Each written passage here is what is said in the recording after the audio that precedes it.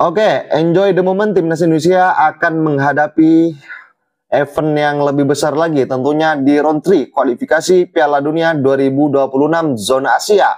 Setelah pertandingan kemarin, Timnas Indonesia yang gagal atau pupus ke semifinal setelah kalah dari Timnas Filipina dengan beberapa drama yang ditampilkan di atas lapangan, tentunya bersama si kulit bundar dan tentunya di rumput hijau kemarin di Manahan Solo. Kita telah menyaksikan bagaimana pertandingan itu. Ada segelintir dan juga beberapa elit yang memang mengambil momen untuk bagaimana saat ini Sintayong sedang terdesak atau memang didesak.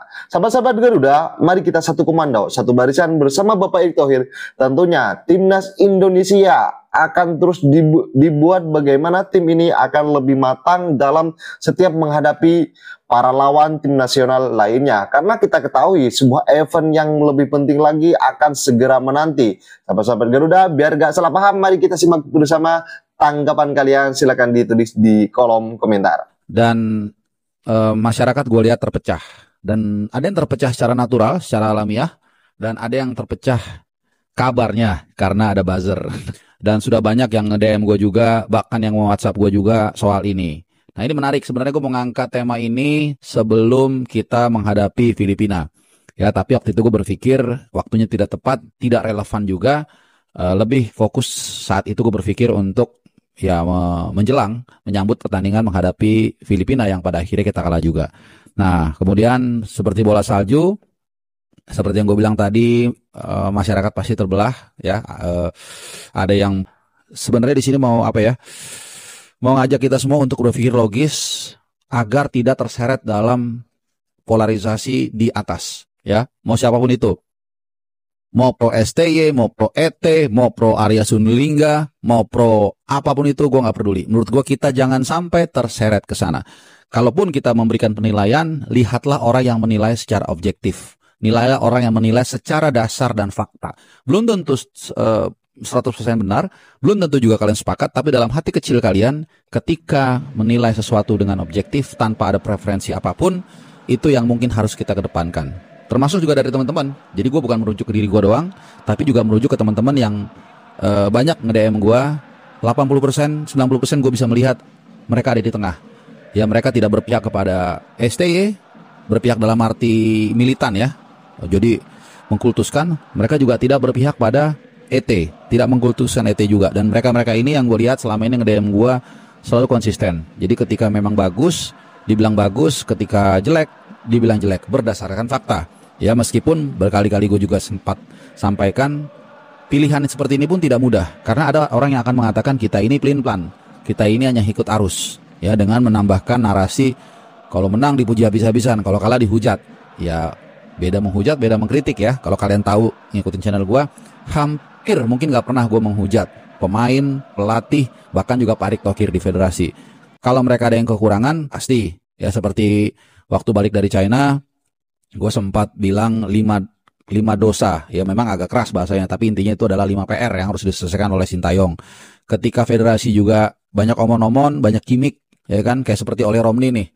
Ya, nanti ada spare misalnya 3-4 bulan. Ya, tiba-tiba nanti bilang nggak bisa. Di ujung-ujungnya, wah bisa, luar biasa. Pekerjaan Pak Ketum, bagus sekali. Nah, ini kan juga sama nih. Menurut gue lama-lama jadi basi. Ya, gue nggak tahu apakah gue doang berpikir seperti itu, apa kalian. Ya, awal-awal oke, lama-lama kok jadi norak gitu loh. Demikian juga dengan STY, tadi gue udah bilang, banyak kesalahan yang dia lakukan.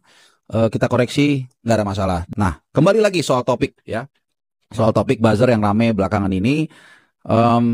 Pertama, kita mesti memastikan dulu, apakah itu betul memang ada sekelompok orang yang secara sistematis itu menggerakkan buzzer untuk menjelek-jelekan Sintayong. Nah, ini yang perlu diklarifikasi pertama ya. Tapi terlepas dari itu benar atau tidak, dan juga ada yang pro STY, yang sangat fanatik dengan STY, walaupun kemungkinan besar dia nggak dibayar ya, gue nggak tahu ya. Tapi dengan alasan mungkin apapun itu, menurut gue nggak akan ada berada di area tersebut. I will never take a side. Yang gue akan selalu take a side adalah mendukung tim nasional Indonesia. Seperti yang dilakukan misalnya saat ini ya, teman-teman Garuda Australia. Itu mereka luar biasa effortnya. Ini sebagai contoh aja ya. Mereka saling sharing informasi di grup WhatsApp. Kemudian juga mereka memberikan eh apa ya, katakanlah kemudahan-kemudahan informasi yang kita nggak tahu, supaya siapapun yang mau nanti nonton ke Australia nanti tanggal 20 Maret itu dimudahkan. Bahkan juga gue ada yang, jujur gue pribadi ada yang nawarin gue dikasih tiket dan gue terima kasih. Jadi gue melihat ya the real sepak bola itu ya fans. Football without fans is nothing. Gitu. Jadi jangan sampai, menurut gue ya, ini kalau gue boleh share ya, bukannya sok bijak, jangan sampai kita itu menjadi asetnya mereka. Aset dalam arti dipergunakan untuk kepentingan mereka. Siapapun ya, siapapun. Tapi kita harus justru menjadi pemilik real dari sepak bola ini. Kita harus bersuara, bukan bersuara untuk take a side salah satu dari mereka. Jujur gue menjijikan melihat apa yang terjadi belakangan ini, dari polarisasi yang terjadi kedua-duanya. Gue gak peduli kalian fanatik ST, fanatik ET, buat gue itu gak penting. Selama kalian menilai itu secara tidak objektif. Kalau objektif gue akan terima. Oh, dia menilai, misalnya mengkritik ET dengan dasar. Oke, I go with it. Kalau dia mengkritik ST dengan fakta dan data, gue juga I'll go with it. Bahkan tanpa mereka bilang pun gue akan melakukan itu. Nah, oleh karena itu gue melihat kita saatnya untuk step up, untuk stand up, menyuarakan suara kita, bukan untuk mendukung salah satu pihak secara membabi buta. Ya, karena kalau kita lihat ya, contoh di AFF kemarin, gue udah berkali-kali, 1 triliun kali gue mengatakan, tim ini datang ke turnamen dengan gamang, dengan tidak jelas, dengan tidak konsisten bahkan. So, soal buzzer yang katanya dikumpulkan gitu ya, dikondisikan segala macam, itu bisa iya bisa enggak. Tapi kalau saran gua, kalau pihak-pihak yang merasa dirugikan, namanya harusnya angkat bicara untuk meluruskan ini.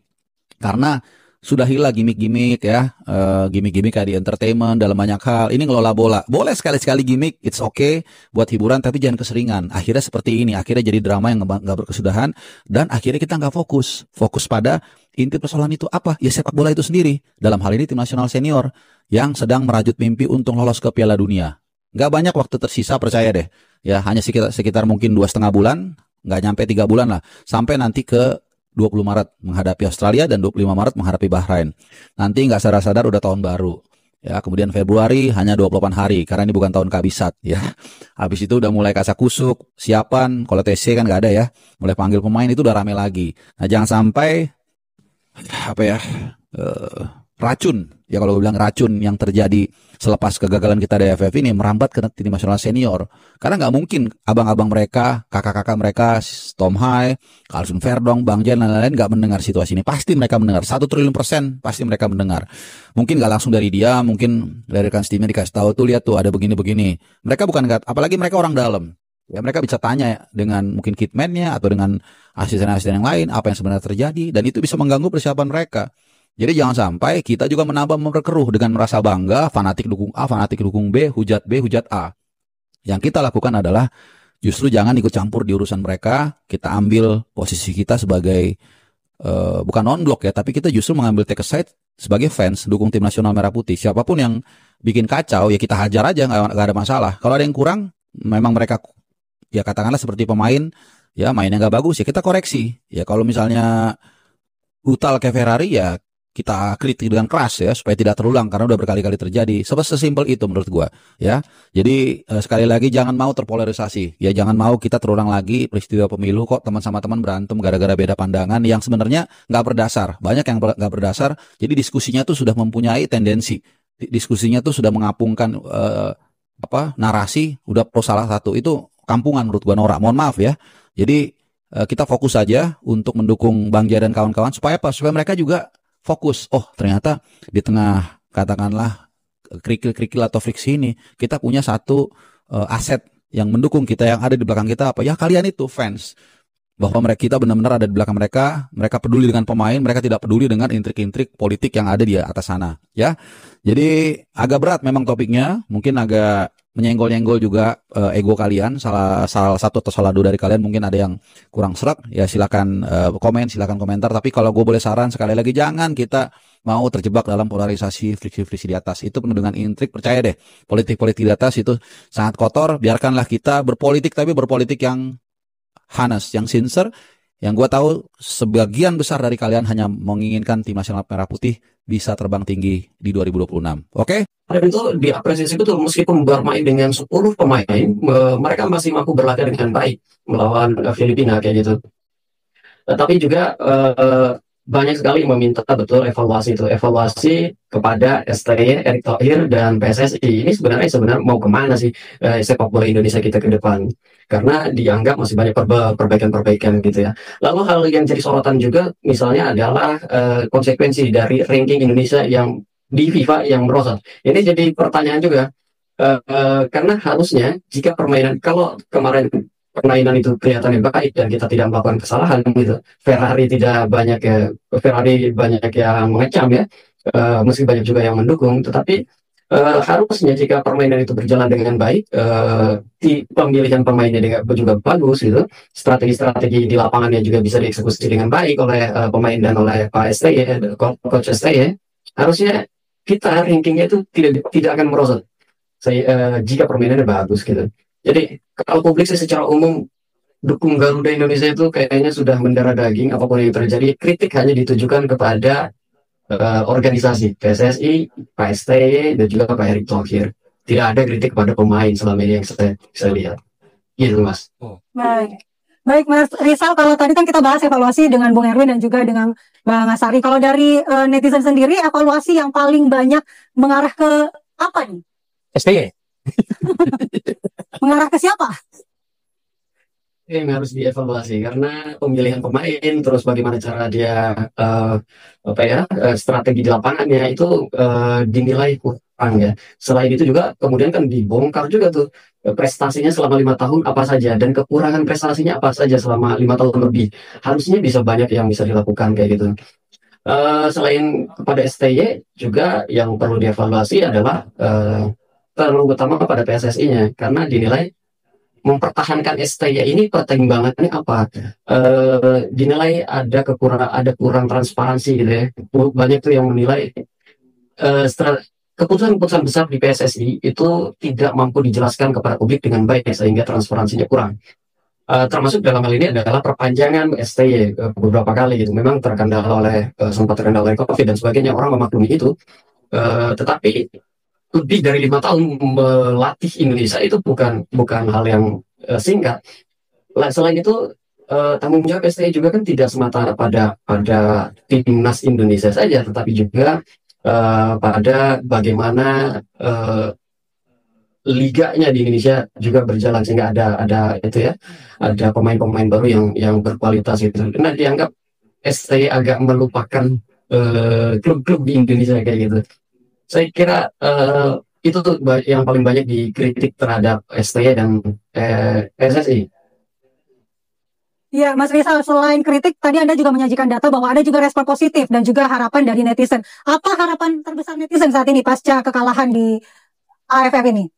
Buzzer STY out semakin mewabah, dibayar Rp700 sekali posting pasca tersingkirnya timnas Indonesia di Piala AFF 2024. Viral di media sosial sebuah screenshot yang diduga merupakan semacam briefing dari pihak yang menginginkan Shin Taeyong dipecat dari jabatannya. Berbagai syarat harus dipenuhi oleh para buzzer ini jika ingin mendapatkan bayaran. Misalnya, ketika ada yang melawan mereka, maka mereka harus melakukan reply atau membalas lagi. Dan itu tidak boleh pendek, tidak boleh kopas, dan lain-lain. Hashtagnya juga harus jelas, hashtag STY tanpa diaspora 0. Jadi mereka ingin mengangkat narasi bahwa tanpa pemain naturalisasi dan diaspora, STY tidak bisa berbuat apa-apa. Di sana juga tertulis bayaran Rp700 langsung cair. Namun uniknya ketika dicek di aplikasi cek nomor HP, ada salah seorang buzzer yang mengaku udah spam STY out tapi sampai sekarang nggak dibayar. Lah malah nggak dibayar. Sebenarnya ini agak kocak juga ya. Kalau Mimin pribadi sih masih mendukung Coach STY sampai detik ini. Sebagai wasit, saya menyayangkan pernyataan yang dikeluarkan oleh PSM Makassar terkait pertandingannya melawan Barito dengan 12 pemain. Di statement ini, kurang lebih yang saya tangkap adalah sebuah pembenaran untuk mencederai prinsip fair play. Saya sepakat bahwa perangkat pertandingan yang bertugas pada saat itu